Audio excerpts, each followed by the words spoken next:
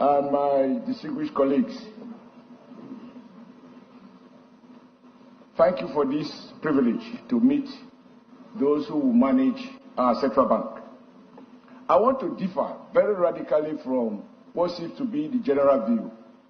My view is I am suspicious of people whose main background come from commercial banking. Because central banking is about policy. It's not about marketing. It's not about seeking profit. It's about getting monetary policies right with clear focus on specific macroeconomic objectives. Whether it is job creation, stabilizing a price regime, exchange rate regime, inflation regime, all of that. When listening to the CBs, people who have managed banks that have gone into liquidation, that cannot be used as positive in their favor. The truth has to be told. I am not suggesting that any one of them is responsible. I'm saying a doctor who parades the number of people who die and others is scared cannot forward that to me as a CV for me to appoint him as a Surgeon General. I don't need them to take note of that. That what we do in our small places of work, whether they survive or fail, goes to our credit or discredit. So they should take note. However, sir, I think at the heart of our problem, and I need their views on this, is that the immediate past management of the bank emphasized their autonomy.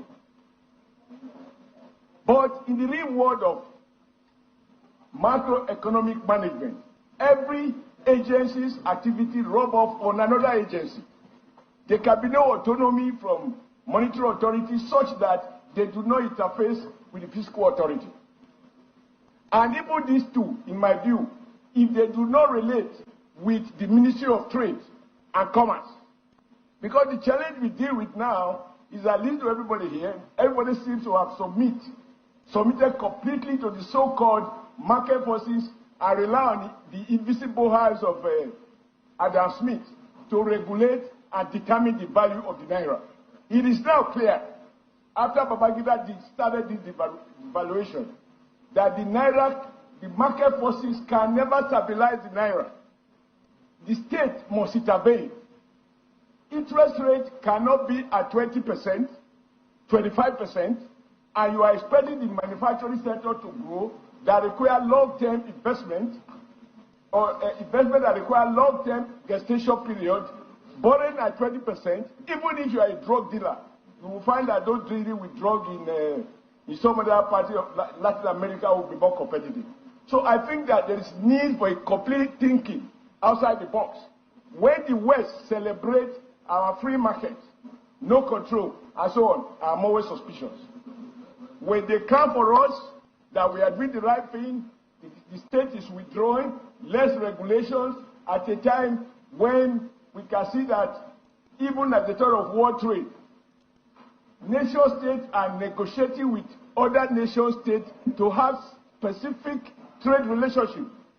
So I feel we need this new team. We need this new team to completely think outside the box, and I will expect on this occasion, Mr. President, that all the things that many of our colleagues have spoken to, including my dear brother Ojekalu, if we allow Nigerians to import everything without restriction, and you have limited naira dollars available, the naira will continue to suffer devaluation. Our best time that you refer to, Mr. President, when you reminded us of a time where one naira was 1.5 US dollars. I was a very proud worker in the Texas factory. In those days, government ordered a policy of backward integration, prohibit manufacturers from importing certain items. Even some textile fabrics were prohibited because the game of competition presupposes equality and a level playing field. You cannot ask a featherweight champion to go and engage a heavyweight champion in the name of competition. Nigeria needs specific tools to protect industries at home and not pretend that a man with one leg can compete in a race with a man with two legs. We need a complete radical shift. We don't need the West to clap for us. We need Nigeria to clap for us. So I want these bankers, and also I've heard you very much.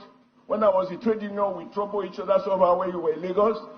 And even now, we trouble you so that this president succeed.